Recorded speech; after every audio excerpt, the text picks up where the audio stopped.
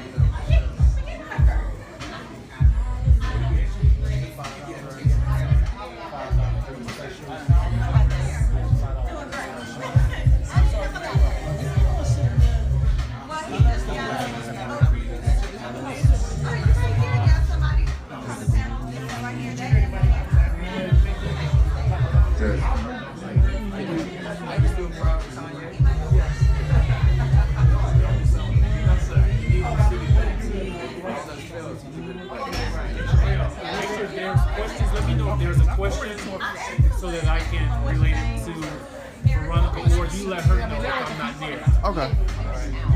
Because I forward. Yeah.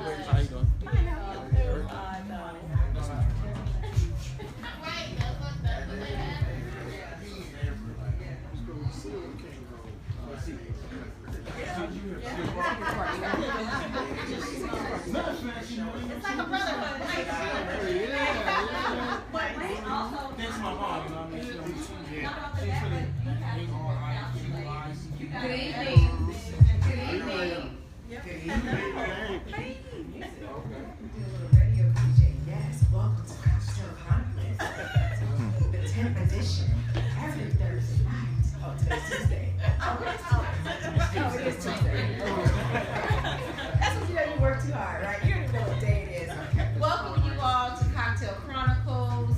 This is Jay Wesley's rendition of mature conversation and cocktails and discussion surrounding a variety of topics. Tonight we are talking about love and your alcohol and your drink and how it interacts with your relationship or impacts your relationships. This is so timely. We just celebrated Valentine's Day. So love is in the air, relationships and all those conversations are in the air. So we welcome you here tonight. Thank you for taking the time out of your busy evening to join us for drinks and food. And those watching on Periscope, thank you. Please stay with us throughout the evening. We are going to have a great time, a great discussion. So make sure you raise your hand, shout out, talk back, engage with the panelists that we have tonight.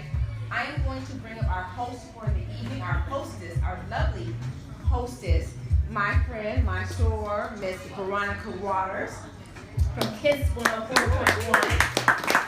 Make sure you're listening to Kids 104.1 to hear her lovely voice, which is much better than mine. And she will guide us through the evening. All right. Thank you so much, Tanisha. You look so lovely tonight. I feel like a beauty pageant hostess or something saying that. It's Columbia. Hey, Columbia. hey, good night, or good morning, or I don't know how do you greet people on a good night. Good evening, everybody. How y'all doing? Good. All right. Yeah, I'm Veronica Waters. I'm with WSB Radio and Kids 104. I've been doing news for you here in Atlanta since 1997. I am the only, 7-year-old that Constitution Group ever hired to do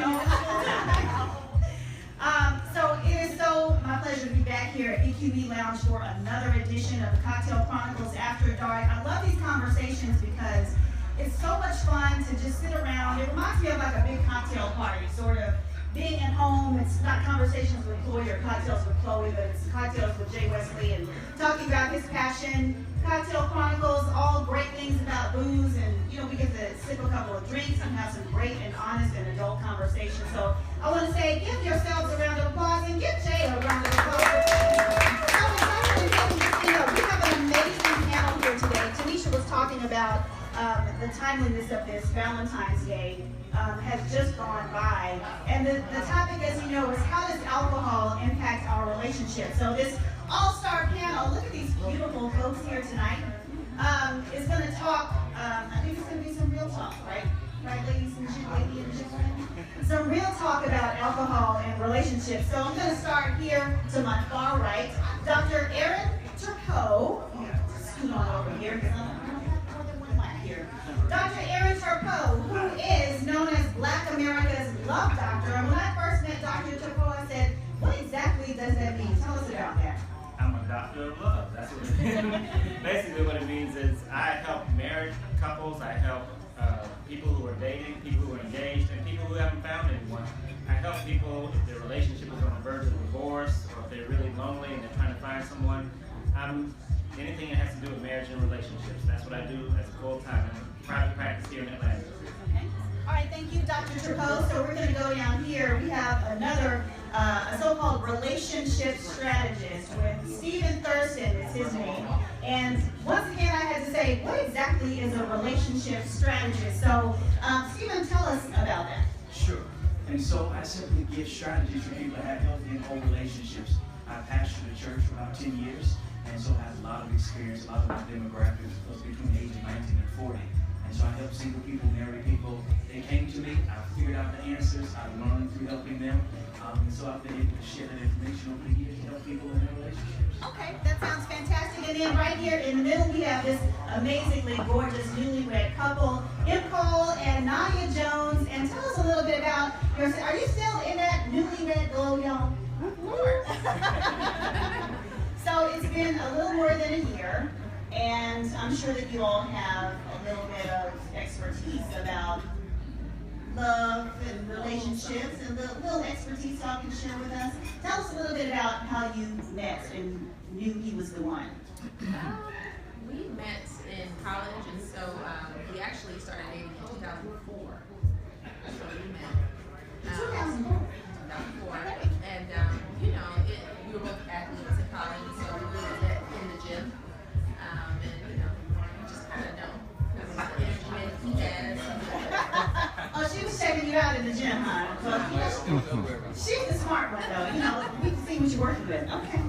All right, so we're talking tonight, everybody, about how does alcohol affect my relationship. The hashtag is sweet and spicy at Cocktail Chron. Number 1 on Twitter. Make sure you get on Twitter. Make sure you get on Instagram. We've got people on Periscope watching. Make sure you feel free to give us your questions. We want all of you to take part in what's happening tonight, and we're going to have a very special prize for somebody, some lucky soul at the end of the night. So make sure you stay tuned. Be aware on social media. This is one of those opportunities where it's okay to pick up your phone and play around. So I wanted to start off the discussion a little bit with something that I noticed in getting ready for tonight, everybody. I went on Google like we're wont to do when it is time to research something, right? And so I noticed that when you look at anything that has to do with alcohol and relationships, if you go on Google, everything that you bring up seems to be negative.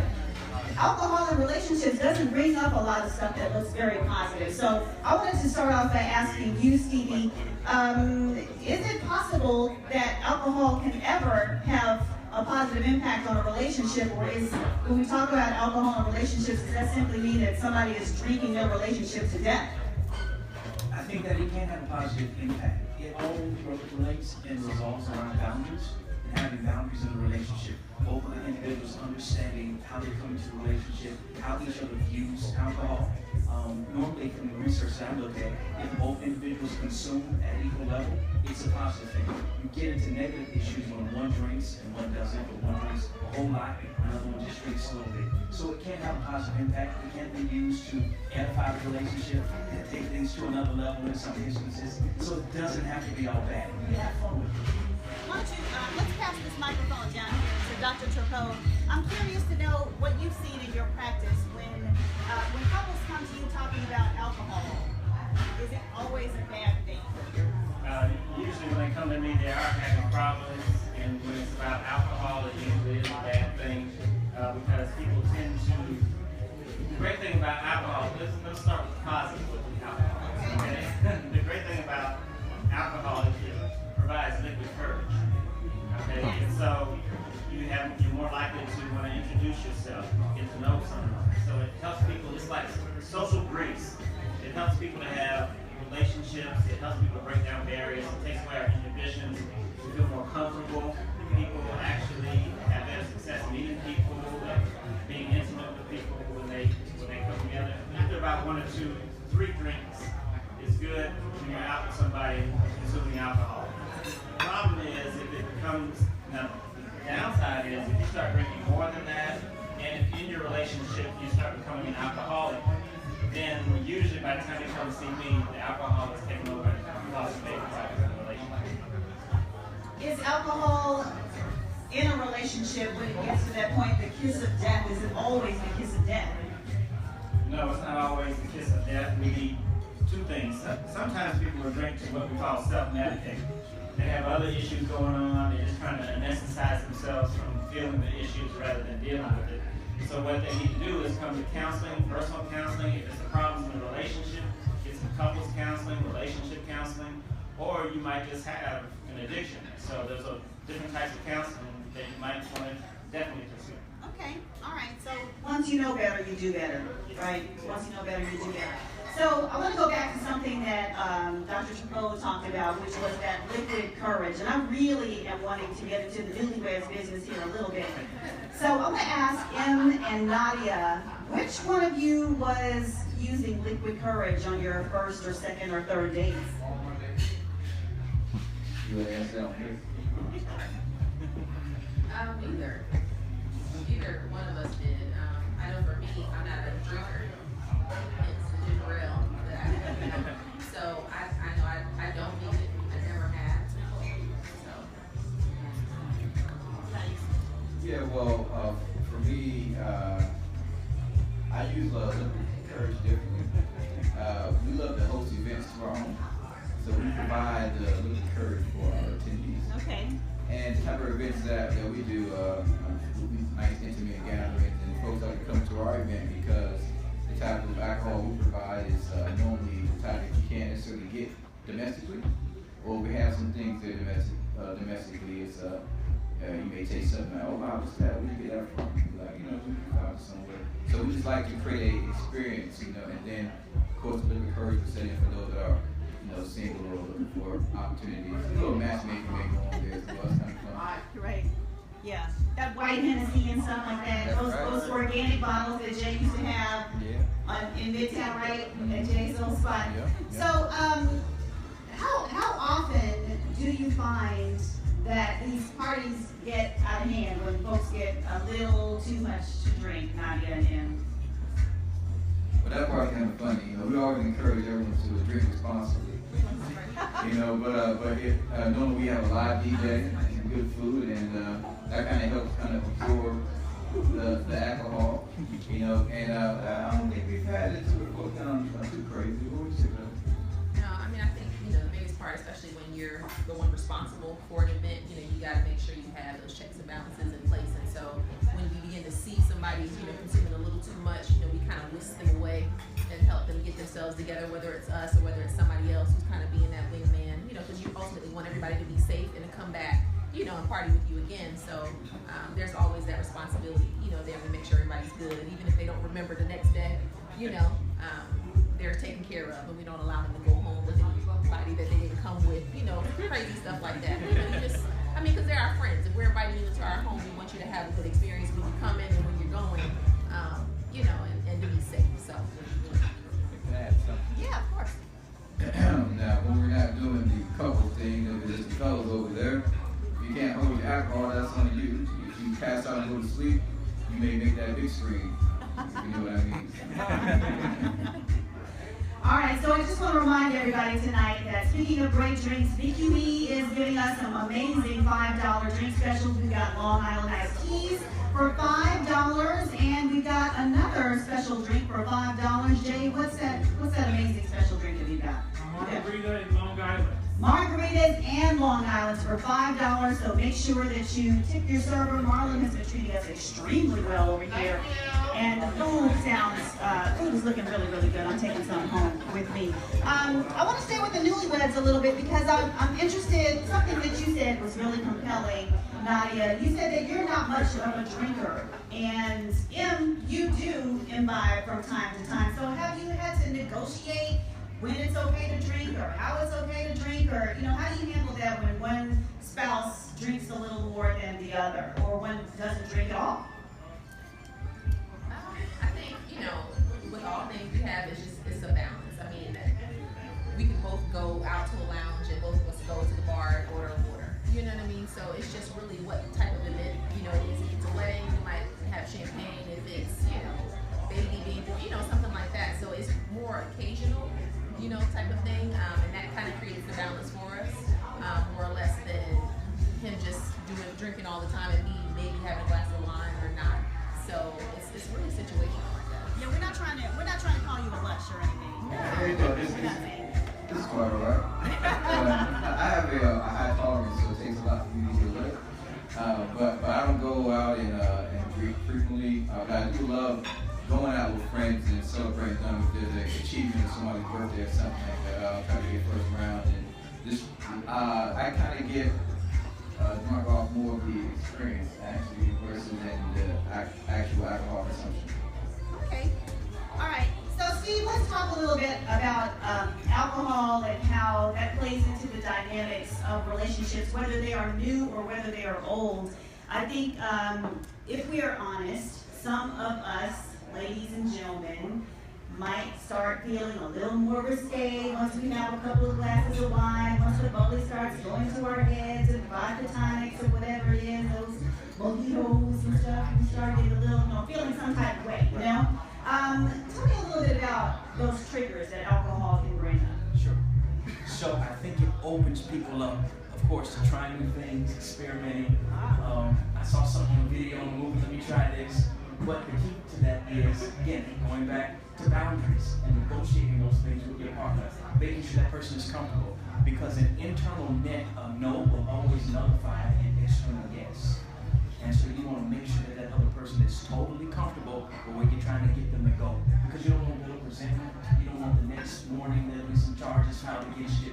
And so you gotta have that conversation. It can be awkward, it can be weird, but it's necessary and mandatory. If it's gonna be a safe space, it's gonna be a healthy whole relationship, even after that experience. But who's thinking about that? Who's thinking about that? If you're not on the college campus these days, I think we've heard about these apps or these sort of contracts that people have to sign, right, when they're collegiates and they're going out on a date, and you need to sign this and tweet this on this app or whatever the heck, and say, I completely agree to this in X, Y, and Z, and it's okay to do this, and it's not okay to do that. But if you're out of college, who is thinking about that? I mean, really, how many of y'all are going to have that kind of conversation when you are, with that cute guy that you met or whatever? You know what I mean? Yeah. When things get heated, is anybody in here going to stop and say, honey, is it okay if I do this to you? I mean, you might say that, but it's not a negotiation at that point. Well, I'm gonna say yes. Yeah, okay. I've been before. He says no. Wait, what you keep it real? Yeah, I've had somebody like nothing even happened, but because she wanted a relationship, she went and put this story out that all of this stuff was going on. Wow. And so I've had to pay 10, 12 grand to an attorney just to shut down some foolishness. So yeah, you sign contracts, we have a very clear discussion before anything happens, because I'm not going through that public embarrassment or that financial embarrassment again. And so I think in the times that we live in, we've got to be conscious of that. Everybody doesn't have your best interest. You got to just be careful and just kind of protect yourself. Wow, that's incredible. I'll drink to that. Don't forget $5 margaritas, $5 Long Island iced teas. Dr. Topolo, what do you have to say about that?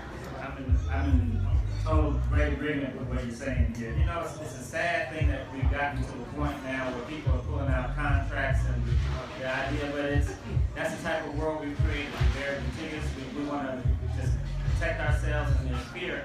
But part of this is because we're moving too fast in relationships, and that's why it's happening. We're moving too fast. We want to hit it quick. We want to have sex quick.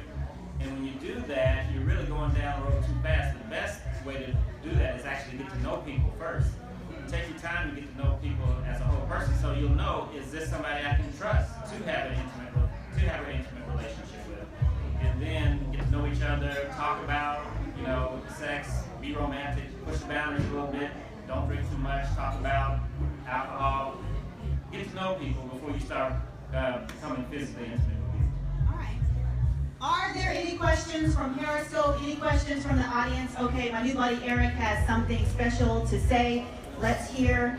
Let me scooch on over here by you. All right, tell us about yourself.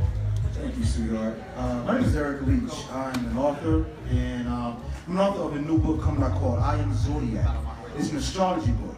And how I utilize astrology is that when it comes to love, astrology plays a huge part in that. So my question to the lovely couple here, what's your zodiac sign? Capricorn. I'm a Aquarius. Aquarius. Water bearer, universal element. Oh yes, it is.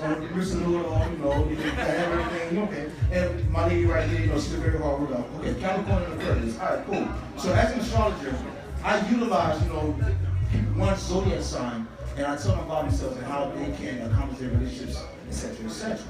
So Capricorn and Aquarius, that's a very challenging relationship. You have air, you have earth. You have strong stability, you have flighty and knowledgeable. So it's going to take a lot of understanding, to get to know each other and all that. A lot of understanding to make the relationship last. However, y'all seem like, y'all doing great because y'all are married. It also depends on your natal chart as well. So I just wanted to actually have that question with y'all, your zodiac signs and things of that nature. So to the two gentlemen right here, how do you all utilize, your areas of expertise? How do you know what to tell people in terms of love? All right, Tell me, Aaron? I'd like to know a little bit more about the question. Okay, so Eric wants to know, how do you listen to a couple? How do you feel them out and know exactly, I guess, what prescription, so to speak, to give them, love doctor? Okay. Okay. When people come to me, at first I just kind of listen to their stories. I hear about their background, how they grew up, a lot of their love biographies, their relationships from the past, what caused the breakups in the past, some of their relationships with their parents, and all these things during the first session I hear from both people. And based on that, we kind of tailor what would be a good treatment, what I need to do, how can I coach you, how can I show you how to communicate more effectively. Some of the major things that come up. Communication. You got to be able to communicate effectively. Just because you do a lot of something doesn't necessarily mean you do it well.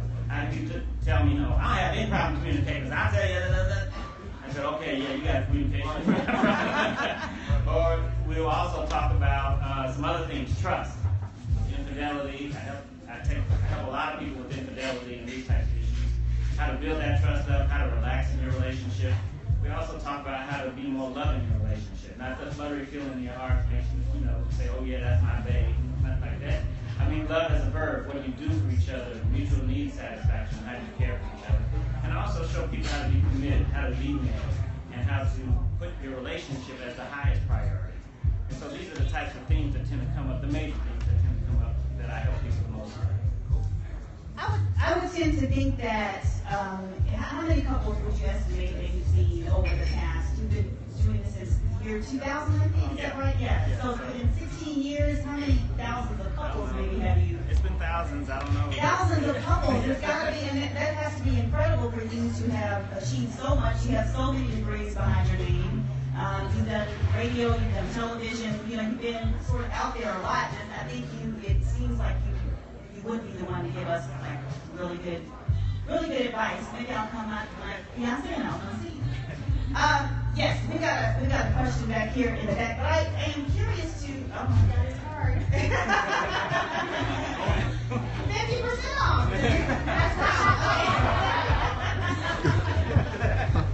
all right, we're gonna step back here. We've got a question from this handsome gentleman back here sitting in the back. Let me see. Yes. All right. How you doing, honey? How you doing, beautiful lady? My question is for Dr. Love over here. That's fine. I actually wrote a book, a love novel, called When I Wasn't Looking. I'm not going to talk about that. My question for you would be, are you able to tell if someone's driving somebody to drink? Because, I mean, I ain't gonna lie, I've dated some people like, yeah, to be with them, you got to have a drink up front. It's like, you know, and so you got to do that sometimes. That's a great question. I'm so sorry we don't have two microphones tonight. Normally we have one of those. Yeah, sometimes people will use alcohol, as I said before, to self-medicate. When people feel stressed, they want to relax, and so what a lot of people do, they'll drink alcohol, and they'll say, well, you know, you're driving me to drink. When there's tension in the relationship, it's much better to communicate. If you can't do that well, maybe see your pastor, maybe you come to counseling. You know, usually I get a lot of referrals from pastors because they're like, okay, you need to see somebody else. And I have pastors as clients, okay, and I have counselors as clients. So if somebody's driving you to drink, then that's a big sign that you need to cope with them in a more constructive way. Because when you somebody else different, maybe. I mean, if that's the only person that drives you to drink, yeah. Well, that could be a sign of incompatibility. Yes. I guess that's a sign of incompatibility. Now, I wrote a book called The Harmonious Way, Find Love in Marriage by Playing the True Note. It's an Essence Magazine bestseller. And you can find it on Amazon. It's called The Harmonious Way. And it's all about compatibility. We ignore compatibility. We want to get together out of passion and romance and chemistry and these types of things. And the question is not do you love someone, the question is can you live with them for the long haul? Okay? And, you know, I was married once before, and it lasted very briefly. I mean, she was fine, the sex was good, and I thought I was in love. But it wasn't good enough. Just because you have chemistry with somebody doesn't necessarily mean they make a good partner for you. you should try to drink. All right, so we've gotten, I think we've got a really great basis here. Some folks are ready to dive into a question. I think I was told that we had at one of the last Cocktail Chronicle conversations after dark, that I was not privy to, but was really, really, really. Was anybody here for that conversation about, yes, okay, Jay, we know you were here. Was anybody here about that conversation about what my husband likes to do after he's been drinking but gets mad at me about when he's sobered up the next day? Who was here for that? Nobody, okay. All right, so you were there for that. Okay, so this question is for anybody on the panel. And I think it's a very real sort of discussion, and one that may not be quite as simple as what you were talking about, Stevie, with the signing of the contracts and stuff, because we're talking about a married couple here. We're talking about folks who have made love a choice, and they're enacting it as a verb. And just like we were talking about that liquid courage and stuff, and maybe and see, this is, I think, you should probably start off with this, because sometimes it's an internal yes that's overriding an external no. So there was this married couple, let's say this hypothetical married couple, and when they are out to the club or they're having cocktails at home and they start feeling some type of way, then little adult games start to be played, and the wife noticed that her husband likes a little backdoor play. You heard me, girl. You heard me. Yes, you heard me. And so he likes this when he's been tipsy, but then he gets really angry with her the next morning when it's all over, and he says, don't do that anymore. But then the next time they drink, it's the same kind of thing. So Stevie, how do you handle something like that? I mean, yes. That is. Yeah. All right, so a couple of things. Get a drink. What's in you will come out of you.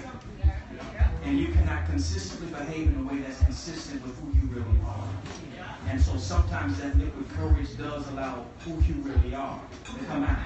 And so have they had the conversation?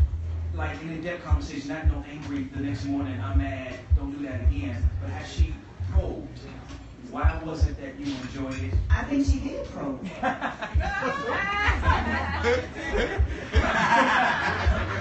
Conversationally to see, you know, what's up with this? Like, why the bipolarism? Why is it cool at one moment and not cool at the next? Like, what is it that you really want? So it doesn't sound like they had a very clear conversation, but they both have been conscious in a sense.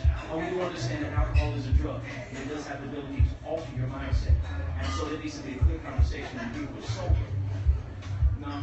I mean, I get what you're saying, but if somebody has this thing that's in their mind, I mean, let's be honest. There are probably a lot of people in this room who think that if a man likes that kind of thing, that means he likes to be with guys, right? Some people are going to think that. And that's not necessarily true, but try to convince some people that their sexuality is not tied to, you know, some of the things they like to do with their loving heterosexual partner, and you are talking to a brick wall. So how do you get past that when somebody feels like their very identity is wrapped up in there, and they're basically denying themselves sexual pleasure that they really, really enjoy because they have, when they're sober, some sort of idea that this doesn't make me, you know, I'm not manly, I'm not pure, I'm not a good girl, I'm not a manly guy. You know, there are women that initiate that sometimes. Because women are more evolved, okay? So we don't have those kind of hang-ups. So yeah, I keep going back to the conversation. As the doctor said, conversation like leads everything. So there's something that's missing between these two. Somebody's not being honest about something. Because for there to be this bold, bipolar, schizophrenic type situation, somebody's not being honest. And so have that honest conversation. It's in between the confines of marriage. You're all bedroom. It's not like it's getting out, right? So you all should be cool enough to have that conversation as husband and wife about what's really going on, what you really like, and you know, not feel that you're going to be judged about it. So something else is going wrong because there's not the comfortability to have the conversation when you're married. There's something else. That gentleman, going back to that night, that was a couple of months ago, that couple, I think he came out, that gentleman had his own hang-ups on what this says if I enjoy backdoor pleasure. That's what it came down to.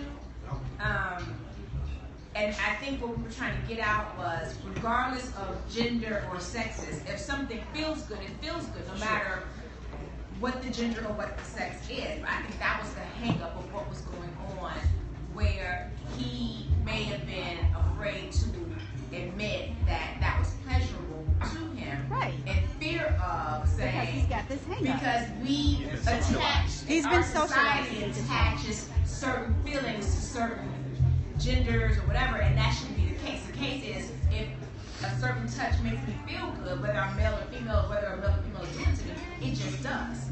But our society is wrapped up into gender, whether it's gender-specific roles or what is frowned upon if a guy likes a certain thing.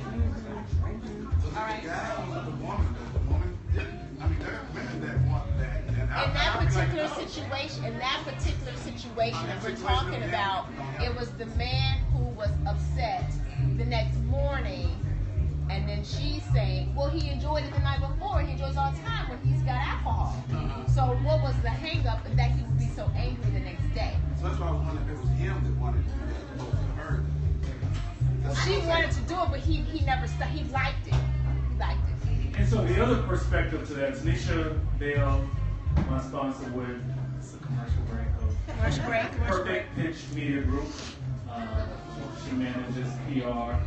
But the other perspective to that was, if a woman tells a man not to do something and he does it anyway, it would be considered sexual assault. So why is it different that the man is telling you, when I drink, not to do this, A, B, and C, and you do it anyway? I'm calling him Dr. Thirsty because that's what I see right there. Just said alcohol is a drug, and it breaks down your barriers, whatever he just said, y'all heard him. So he's not in his right mindset anyway, is basically what Dr. Thurston just stated. So if he's telling you when he's sober not to do something, why do you think it's okay to continuously do it when you get the man drunk? All right. Dr. Sherman? Yes. I think this is a controversial thing. Actually, it's a real hot topic around the country right now as far as consensual sex. It's going on right now with Bill Cosby about getting people inebriated and having sex, and people say, well, I didn't agree to that. And so what we have to do is we have to learn to respect people in their journey and their process. When you are inebriated, you are not in your sound mind. Your inhibitions have taken away. Now some of your true self comes out. True self. Part of yourself comes out. But there's another part of your true self that has inhibitions, that wants to have control over yourself. I can say that when I get drunk, I get violent. And I feel good if I want to start beating people's asses. That's who I am. And I enjoy it. That's my true self. That's now my inhibition. So now is that acceptable that I'm doing that? It's not acceptable. But that's who I am. I enjoy beating people's asses. So you need to, now that we've got that inhibition moved away, I need to go around and beat people's asses because that's what my true self. I need to be true to who I am. But you know what? But you're not. If you're hurting somebody, that's totally trampling on somebody else's well-being. If you're out there kicking somebody's ass when you get drunk, plus you're running the risk of going to prison. When you are too how do you determine who's consenting adults in your own bedroom? But are you consenting when you're drunk? Can you sign a contract if you're not in your right mind? Who says you can sign? Who says you are? Let's take a straw poll here. If you are tipsy, can you consent to sexual activity? Tipsy, yeah. Tipsy.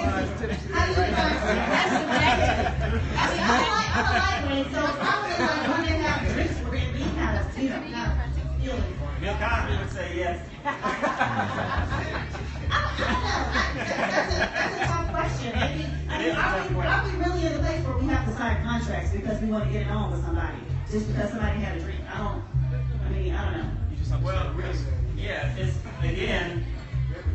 We don't want to spend $12,000 in court like you had to. Exactly. You have to be careful. Remember, one of the research shows that after 1 to 3 drinks, people are usually feeling good about each other, and they're having a good time. The same body research shows that when you start drinking more, 4, 5, 6 drinks, then it actually goes the other way. It starts being counterproductive. We have bad experiences. Friends don't let friends drive drunk. Because you make bad decisions and bad judgments. I can't tell you how many couples I've had, where we would drink and dive and they got pregnant. We're not in good judgment. Fuck the condom. I ain't putting no condom on. You get a disease. So you have to be careful. It is liquid courage. It helps you to come and be with other people, but then when you keep going, then you're going to be out of your mind. You are not a victim of your past. You do not have to. We have control over reason, over our internal things. If I drank enough, I would be trying to hit on a lot of women in here. Because that's my true self. I love women. I think women are beautiful. I've been married since 1992. I love black women in particular. I love women. But I've been married since 1992, and I have not cheated on my wife since 1992. But if I got out of control, what helps me to not do that is my inhibitions. You do not have to be, that's what separates us from animals. That's what separates us from children. We do not have to live lives of inclination. We do not have to be victims of our inclinations. We can be powerful people and people of our intention. You can create your world and make your world look like how it wants to be. You don't just have to say, oh, no, it feels good, do it. And we did that experiment back in the 60s and 70s. It didn't turn out too well. It did not turn out too well. So, all right. So one of my favorite expressions is I only drink to make you more attractive. I think that's so funny, and sometimes it's so true. I want to ask Nadia and Em a really kind of a personal question, and maybe this is something that over the 10 years might have changed, and I'm going to pose this one to Nadia because you're less of a drinker than Em. Do you always like the guy that he is when he's had a few drinks?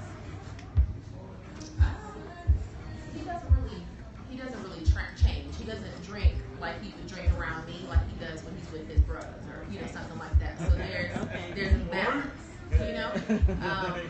So it's really, you know, there's a control, and I can tell, you know, I always will check on him just because that's the person, you know, that I am, but it's different.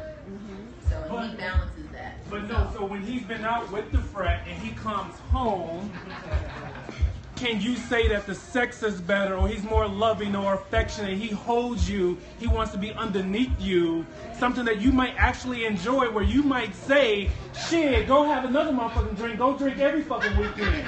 If this is what it's going to come out to be, are there any of those situations? You know, when it's a situation like that and he's been out with, you know, the frat and he comes back and, you know, he's clearly had a few Ubers, you know. And I go into, you know, the mode of making sure he's good, so getting his stinky butt in the shower, you know, and getting him together, because no, we're not about to, you know, have sex. You need to be clear, you know, in your mind, because for me, I don't know what's going on in your mind and if you're going to throw up or not or do whatever. You know what I mean? So to me, I'm getting him comfortable and situated, because when we're intimate, I need him to be completely focused on me, you know, and not in some parallel universe because of the alcohol, you know. So that's my thing, and he doesn't object, you know. I do what I need to do to get him situated and take his ass to bed, and then I go to sleep, and we get up the next day, and it's whatever. But not when he's, you know, been out with Fred in that state. I'm immediately not even enticed to, you know, do that, and he knows that. So Not even close. not at all. Not even close. All right. I'm always so curious about that, and how, you know, we talk about how booze affects your relationships. Some people get horny, and then what happens when you are, that's such a weird word, horny. Where did it come from? So weird. All right. My name is Will. I got a question for Doc. You mentioned that you never cheated on your wife after 92? Yeah. All right, that's wonderful. But in the event that... I love it already. No, I'm serious right now, because I have a lot of friends that went through certain things that they felt like it wasn't their fault. How do you deal with that when you feel that the other partner or someone else was not coming to, so that you don't have the notion to go out and get it from someone else? I'm not sure I understand. Did you understand the question, Doc? Yeah, one drink. Okay, the question is, I only had a couple. Can it be someone else's fault for you cheating? So he go get it from somewhere else. Right. Can it be someone else's fault for you to you're cheating? Okay. So is that what you're saying? Okay.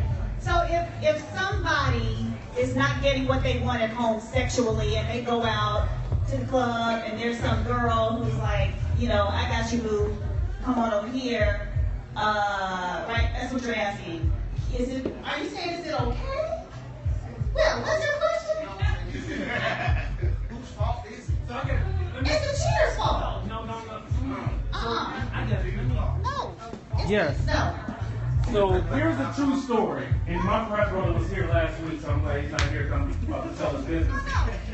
My line brother, who I played with in 1996, married a woman. And so they were married 6 months. She would not have sex with my brother. So he went and had a relationship with someone else. They found out, got divorced. Within a year later, she was married to our other frat brother, not just any other frat brother, but frat brother from the same chapter, not just any frat brother from the same chapter, but their pastor, and not just their pastor, but his best friend that was the best man in the wedding. She married just less than a year later. So, but yet, so this is a good example, right? So his needs was not being met. He went somewhere else and got it, used that as an excuse to divorce him, and went and married the best man in their wedding, their pastor, his frat brother, his best friend. So was my frat brother wrong? Which frat brother? Because there were two involved in this situation. I don't even know where to go with that. But can you? All right, I'm going to ask anybody on this panel. Can you blame booze if you cheat? Yes. No. Just yes or no. Can you blame booze if you cheat? You said no. because we're better than our instincts, right? We have to choose and fit to make it so. Can you blame booze if you cheat? Yeah. That's a loaded question. Now, can you blame booze if you cheat? Can you blame booze if you cheat? Talk about that. No, you have a responsibility to take care of yourself, to make your own choices and your own decisions. And oftentimes when people cheat, it's really not about the physical. The physical is the after effect. It's an emotional thing. When you're empty emotionally, that will drive you to do some physical stuff. But if somebody, okay, so I'm not sure if this is Will's example, but if Will has a friend whose wife won't blow him, and then he goes out to the club, and then he gets a drink or whatever, and some girl is willing to do it in the parking lot or whatever, and he wants to tell his wife, the reason I have lipstick on my box of briefs is because you wouldn't go down on me, honey, and I had a couple, and it's not a big deal. I mean, I don't see the logic in that at all. No, it's wrong. It's asinine. That's backwards. You've made vows with an individual. Thank you. Yeah, this is who I'm with. Yes. And so for better for worse, all of that stuff y'all say at the damn altar, you gotta live true to that. And then you make compromises because in a relationship it's about me pleasing her and her pleasing me. That ought to be our goal. It's not a selfish thing. Everything that I'm doing is to please you, and likewise you're doing it for me. And so there's gonna be some stuff we both sacrifice on. Some stuff you do that you don't really like, some stuff I do don't really like. But hold on, before you pass it, because you are talking to a minister here. I mean, Stephen is a minister. And from the spiritual standpoint, I wanted you to hit on that. Because we're not talking about dating. We're talking about a marriage here. You're talking about a marriage here. So this is just like I'm dating you, whatever. This is a commitment and a vow that you made to God. So if you want to put that umbrella on it, we're not talking just girlfriend and boyfriend. But let's, okay. But So I am to blame if I go cheat, whether I got it or not.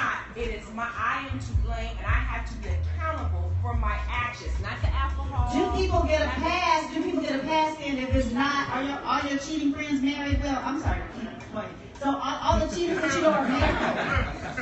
No. All the cheaters that you know married. So do you get a pass then if you're cheating on your girlfriend, boyfriend, whatever? No, because practice makes permanent. Practice makes permanent. There you go. Yeah. Hashtag practice makes permanent at Cocktail Crime 1 on Twitter and Instagram.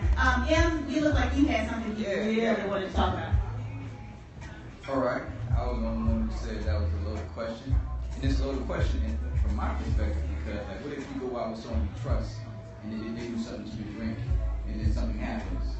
You trusted someone, something bad happens, what happens then? Are you at fault?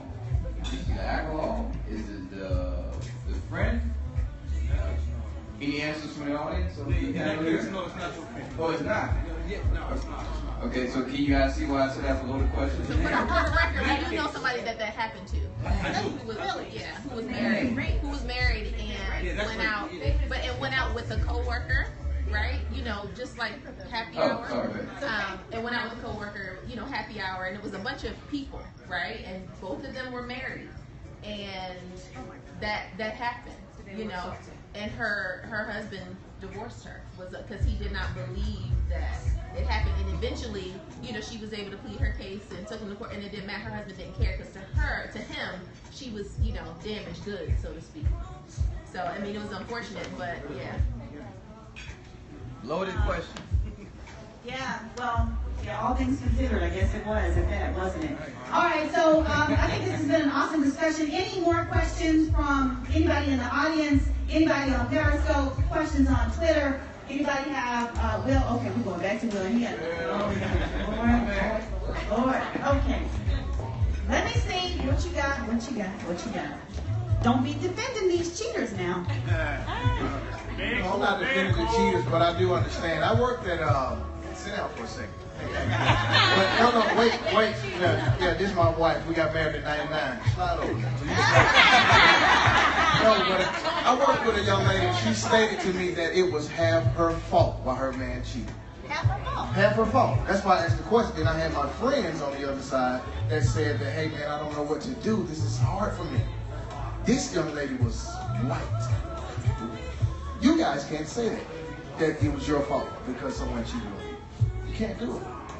Because you're not going to allow yourself to say that I pushed him to go out to the other woman because you closed up. But my question for Doc, do you take Blue Cross Blue Shield? I got some insurance.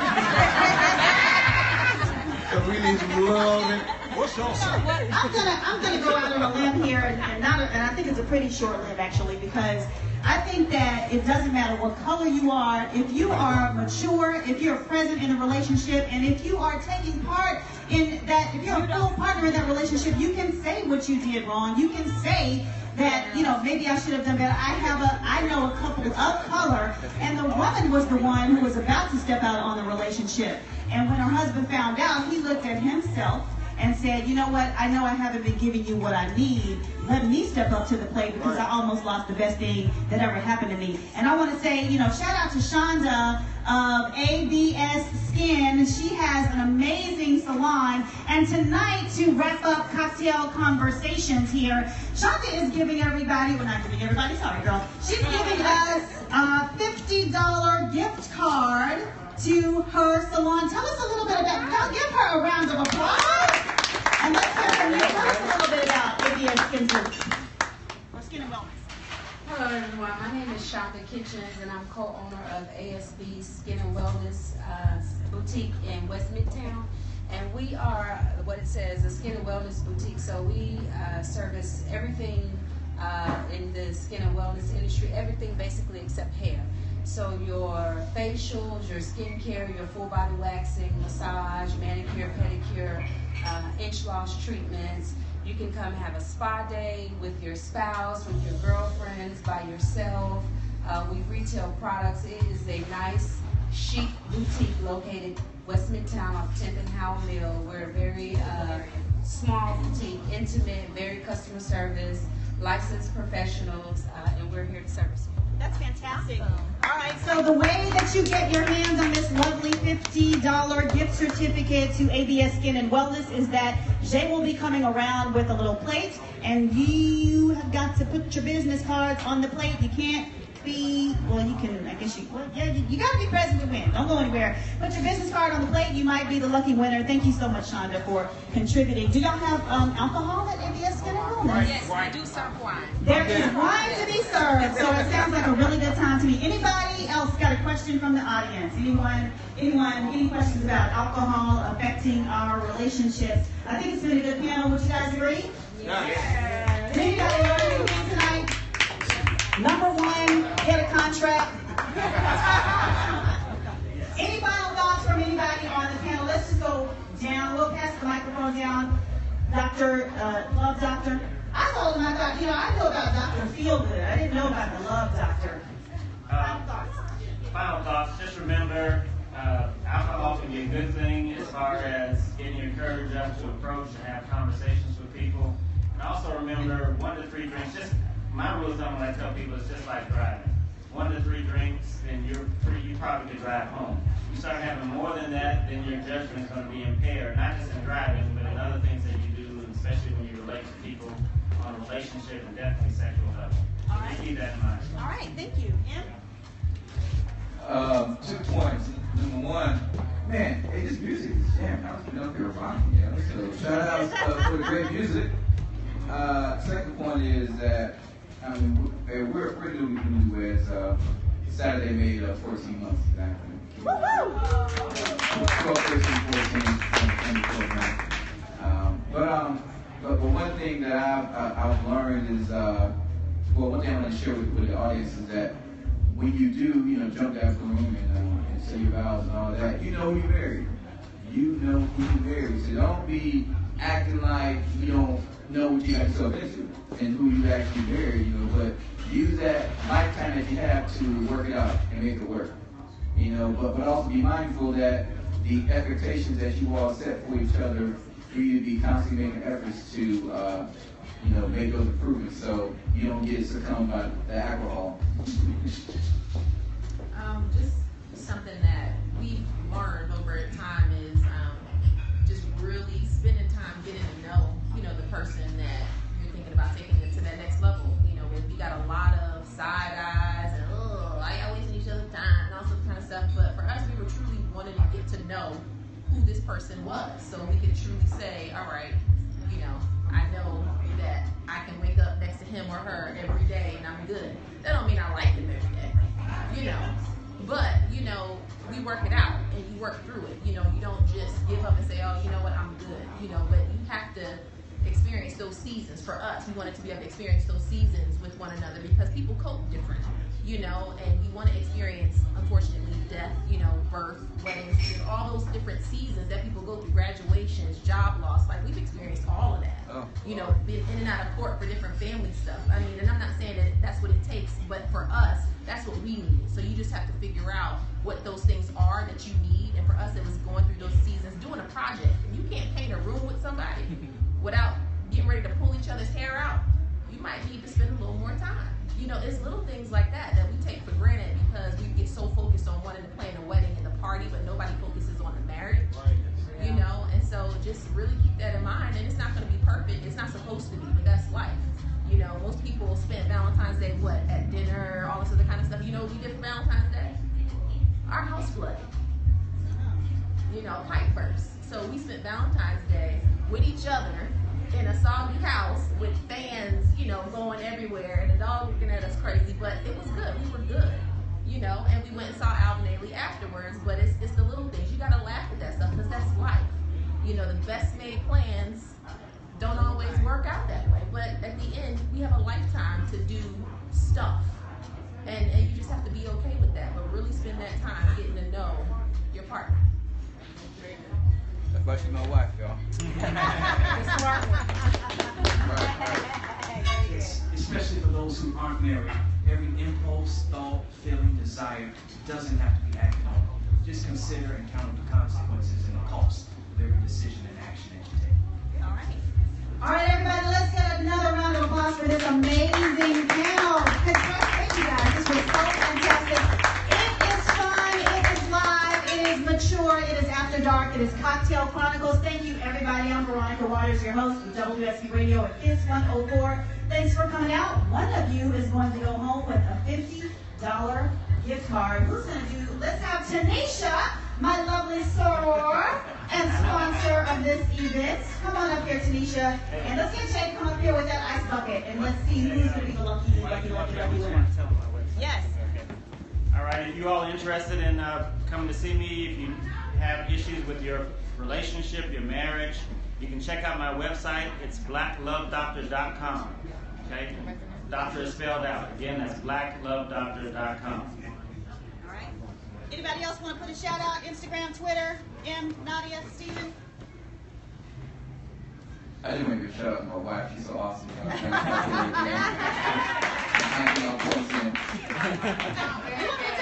Smart man, smart man. I'm going to take that cognac away from you, so y'all can be fully connected tonight, fully present in the moment when y'all get home. If you want to follow me on social media, it's Faith, FAITHUNDER 40, Faith under 40 on all social media. All right. And don't forget to follow ADS Skin. Look for ADSSkin.com on the web, ADS Skin on Instagram. Someone is going to go to this lovely place in West Midtown and walk in with a $50 gift certificate. Tanisha, why don't you work your magic, sister girl? Yes, ma'am. The lucky person will take me with them for this. I can't feel. Drum roll, please. I know what my card feels like, so I'm going to do that. Okay, ASB